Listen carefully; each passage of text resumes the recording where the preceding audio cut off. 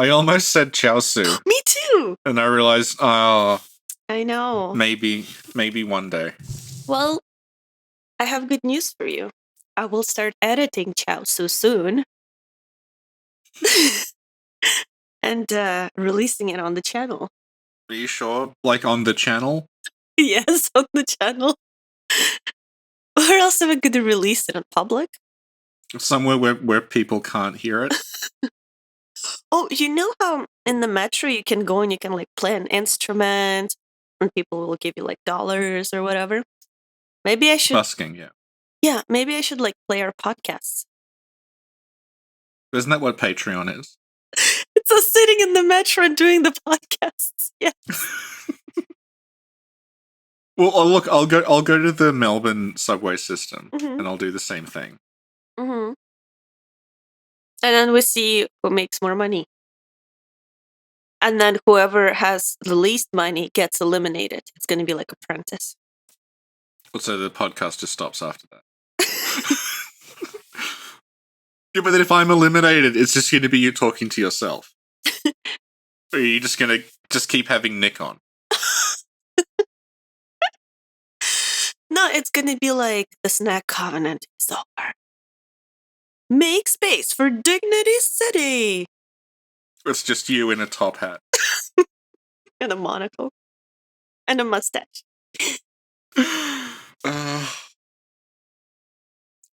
We still need to think about what Dignity City will be, because there will be a Dignity City podcast. I think it's neither of us have dignity. I don't even know where we'd get it. Yeah, Richie, I've been editing some podcasts. You turned into a real bully in 2019. Well, is this because it was all recorded in one 3-hour block, and by the end I'm half asleep and just begging for it to end? Yeah. Yeah, maybe, perhaps. Essentially, I think that's the story behind Sketchy Boss Arenas. Because I remember distinctly, literally almost falling asleep at the end of that. And it's the best podcast we ever produced.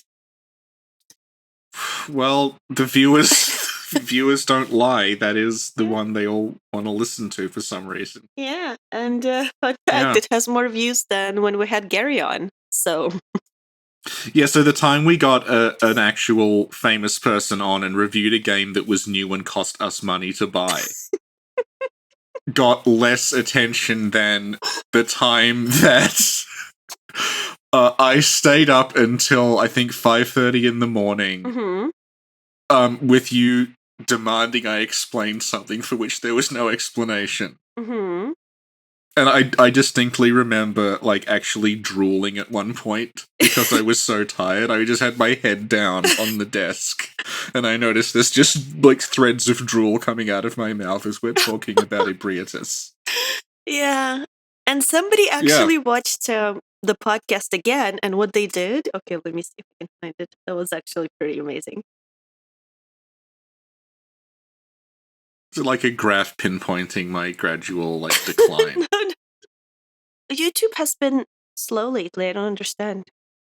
Are you accidentally connecting to Australian internet? Oh, it's not that bad. Okay, so it was Alexander Shulaw that said, here are your highlights.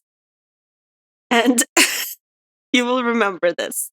Okay, so highlight number 1 from the Boss Arenas podcast is consequently.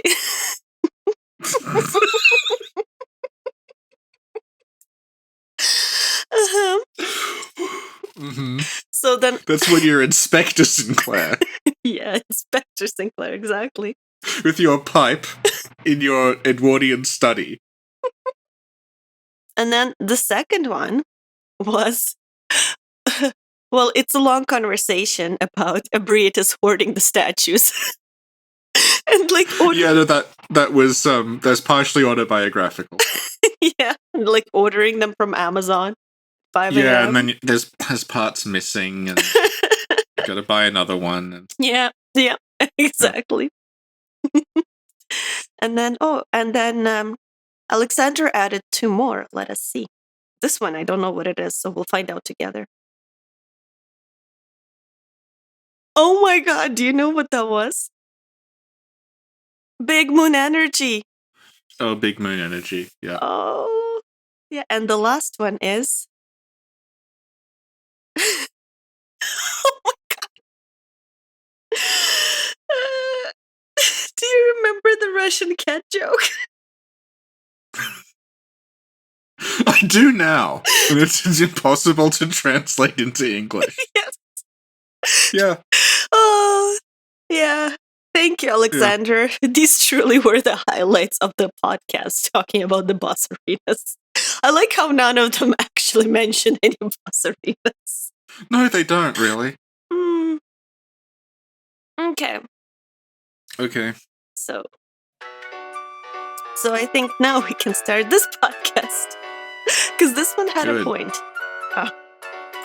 I didn't just randomly wake up in the morning and force you to record this. No, it's all premeditated. Like murder? Well, let's see what we're talking about. Okay. So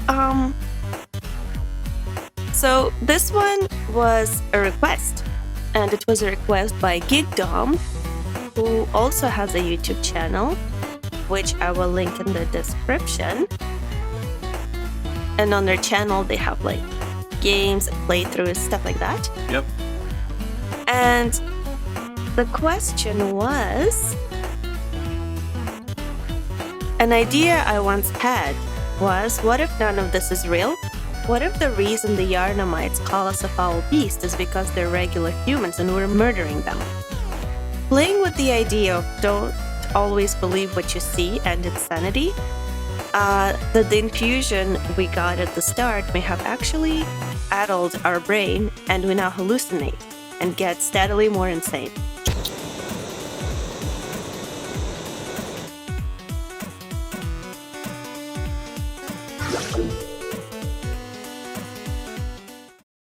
Yeah, that is kind of what happens. Like with the insight system. Yeah. Well, let's do it because there's like multiple questions in this. Okay. Okay, first of all, what if none of this is real? Well, like the whole game is a dream. Yeah. Well, yeah, what if?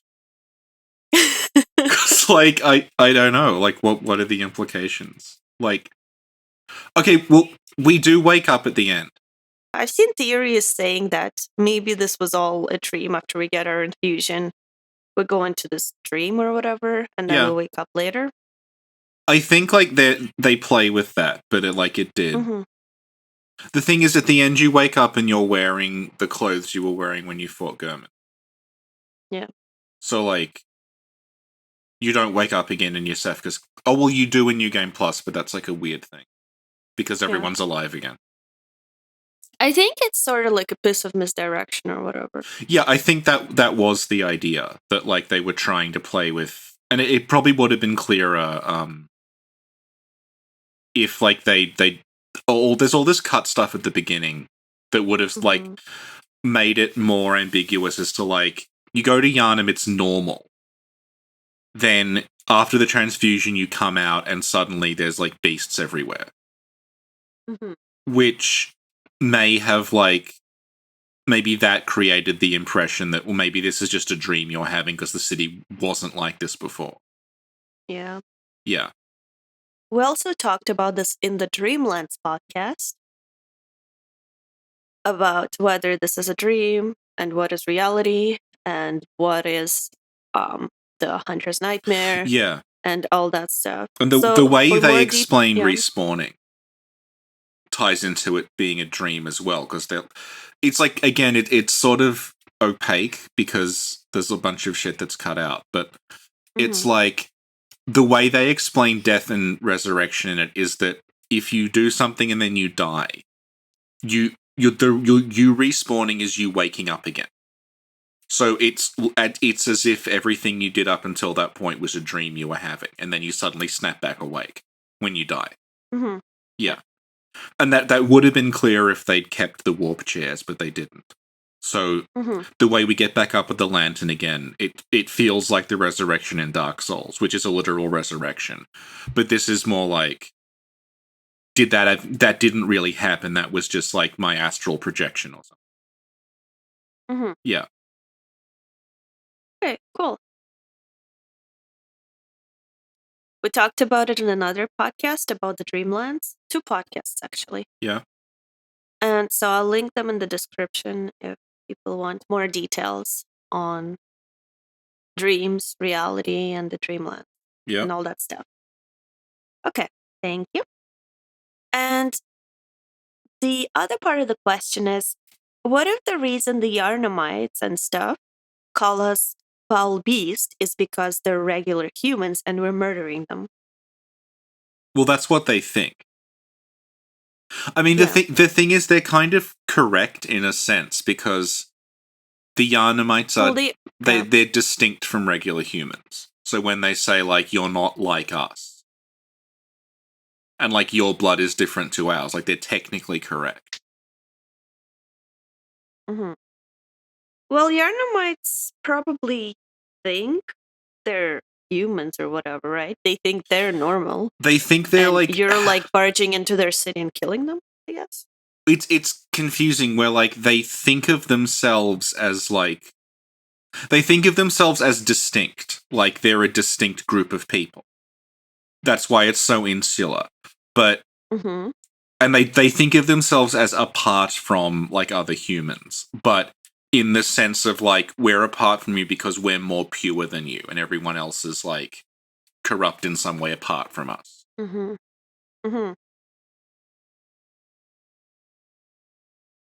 Oh, but you know, their dialogues. Yeah. Like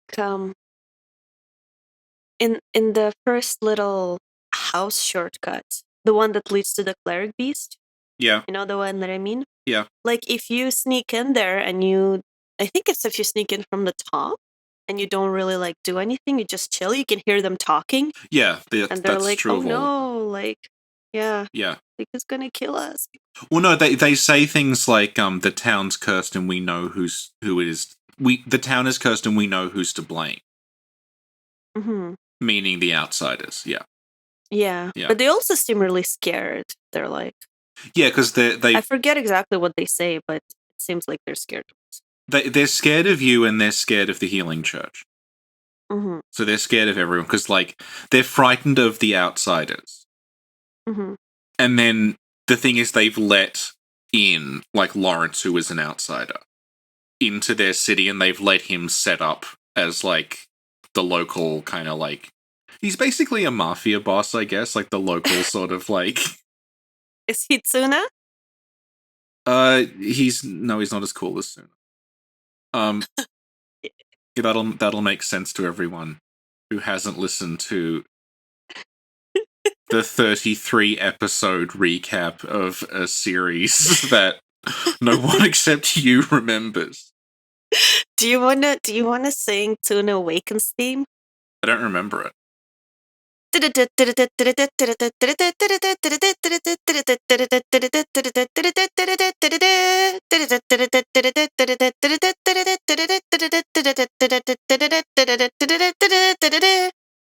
Thank you. That was.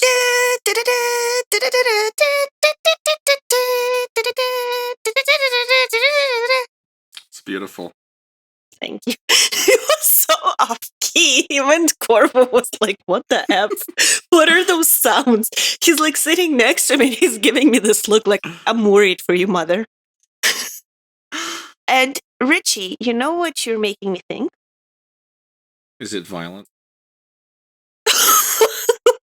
No.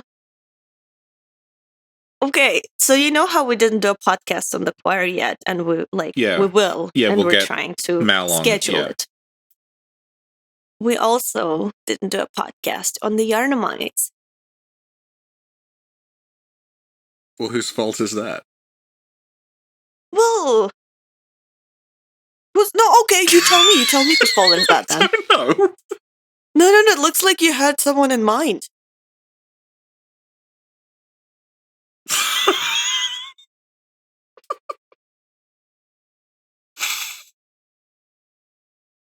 I'm glad we cleared that up. So, but you know when when Bloodborne just came out, yeah, I did have this idea of like, oh my god, what if we are like the same thing as Geekdom says, we're hallucinating or something. And people thought that like eventually, if you got enough insight or got into enough new game cycles, it would reveal that you were a beast the whole time, and that would be the beast mode that we all thought existed.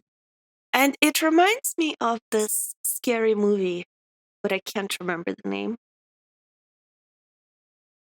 I think they're on an island or something, and then the protagonist is killing these monsters, but then they turn out to be humans, and she's like the one that was losing it. But I can't remember. Do you remember that movie? No. I have it in my head that it was called Siren, but I may be wrong because I watched a lot of scary movies. When did it come out? Well, I googled Siren, and it came out in 2006, but I don't know if that's it. Okay. Yeah. Yeah. Looks like humans were the real monster. Mm-hmm. Okay. And okay. Thank you, Richard. Was that all? No. Oh.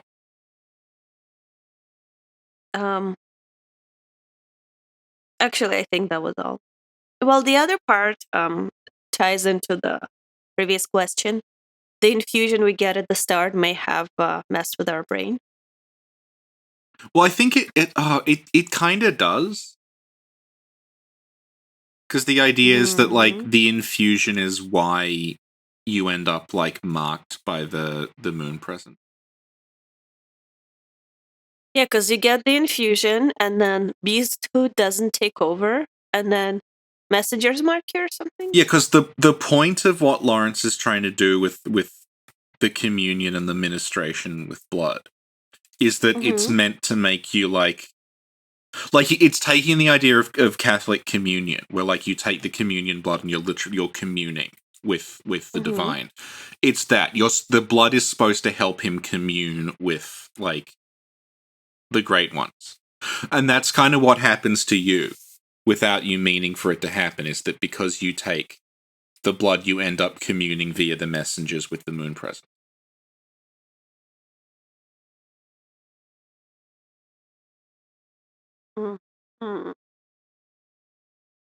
Because what happens is, like, you take the blood, you pass out, and then there's that sequence where the blood werewolf tries to touch you. And then it burns away, and then the messengers crawl on you.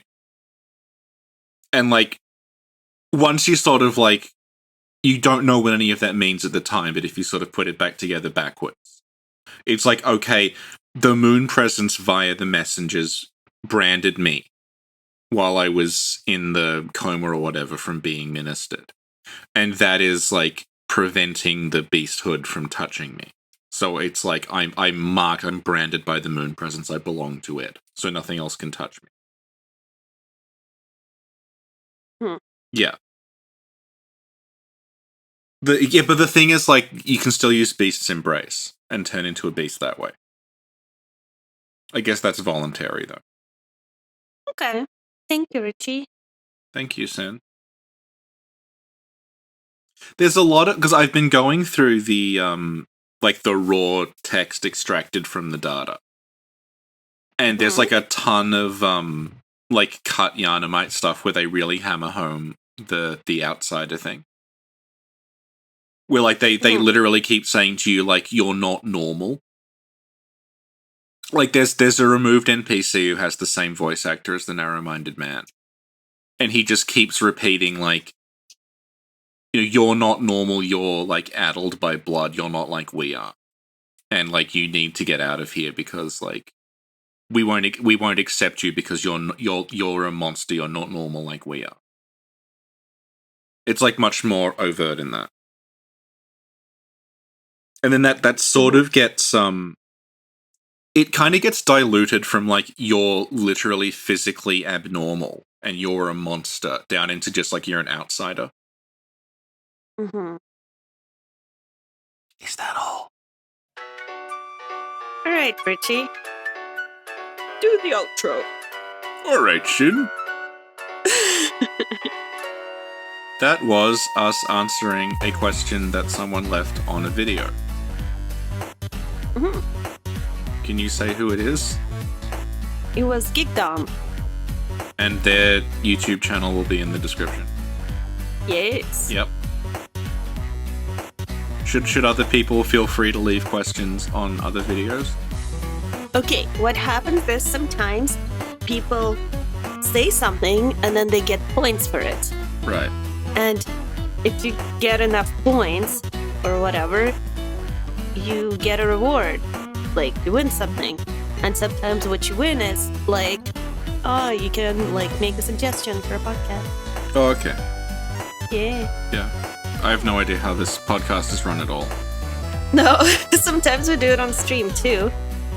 Where somebody says something, somebody says, like, horsefish is amazing. That's, like, 5 million points right there. I see. Yeah. I see.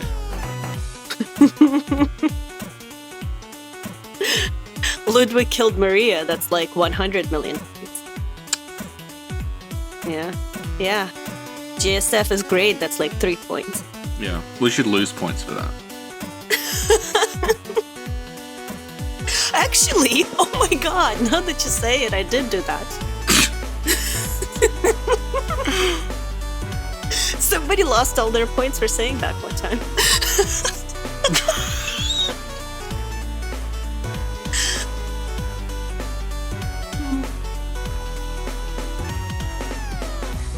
Okay, well, thank you, Richie. Thank you, Sin. Where can people find us on social media? Probably the page they're on right now. I imagine that all the information you need is on the screen. Yeah. If someone has sent you this video, you can right-click on it, and there'll be like a copy video URL. If you do that, you can find it. I am on Twitter at @VardyVidya. So if you have any questions, please send them there. If you have any complaints about this podcast, how it's unprofessional, badly run. Okay, thank you. Thank you, Richie. Thank you, Sin.